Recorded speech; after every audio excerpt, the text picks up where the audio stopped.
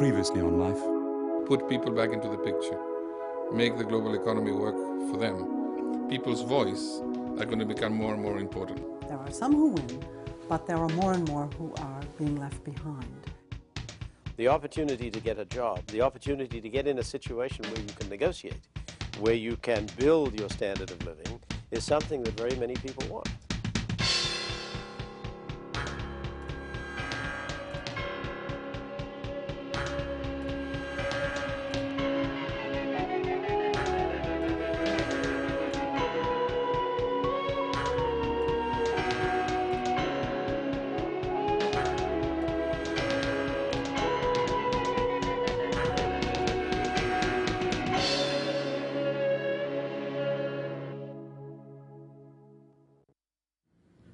I want to tell you a little about the plight of the Dalits, a community of 200 million fellow human beings in India, the so-called Untouchables.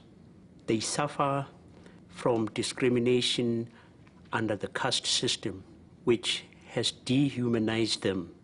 You will see in the episode of life what it means to be born into this community. India was in the forefront of the struggle against apartheid.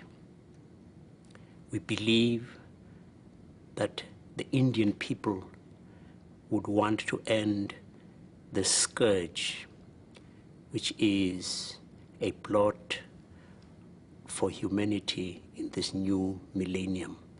Let us work together to end it.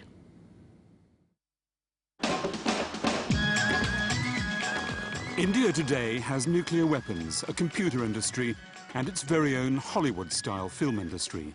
It has an extremely rich upper class and a huge middle class. But it also has 200 million poor outcasts, or Dalits, stigmatized from the day they are born and who suffer massive discrimination.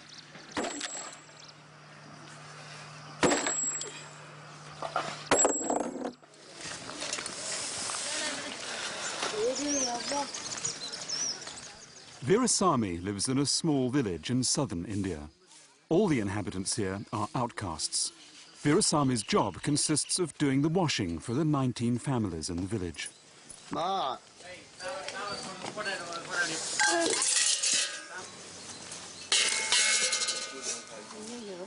Yeah.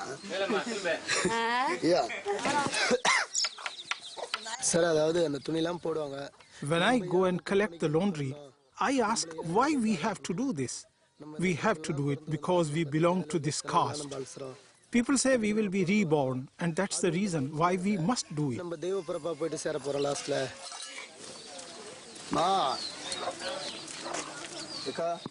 And the outcasts themselves are subdivided into further groupings. The washermen and women belong to the very lowest scale of this hierarchy.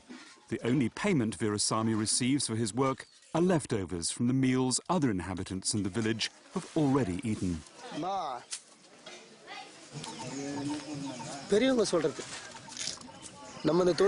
Old people usually say that it causes you no harm to do this kind of job.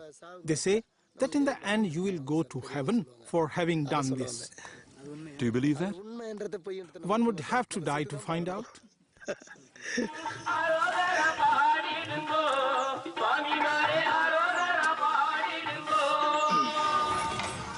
Veerasamy's family have been washermen for generations. Coming from the lowest caste in Indian society, it's their destiny.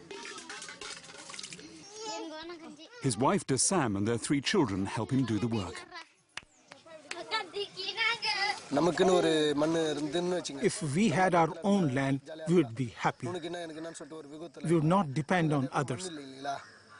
But we don't have our own place, and we have to be very servile and obey orders. If we had our own land, we would work hard and do something else. For instance, we could open a fruit shop. But we are dependent on others, and that's the reason why we have to live this way. If you are rich, it's no problem. Discrimination based on caste has been prohibited by law since India first gained its independence in 1947. But the 200 million outcasts in the country are still being oppressed, still discriminated against. Many have left their fingerprints on contracts which make them indebted for the rest of their lives to people from higher castes. Often too, the outcasts, or Dalits, are caught up in working conditions that are more like slavery.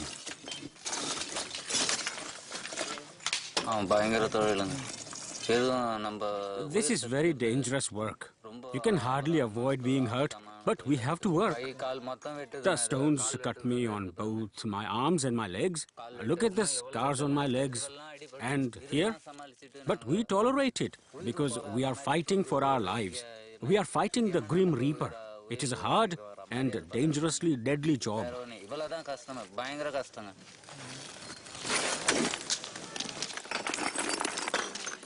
Mr. Kumar and his family are bonded labourers. They owe money to the owner of the quarry. During the rainy season, the stones are buried under the soil. And my manager says we must dig them out.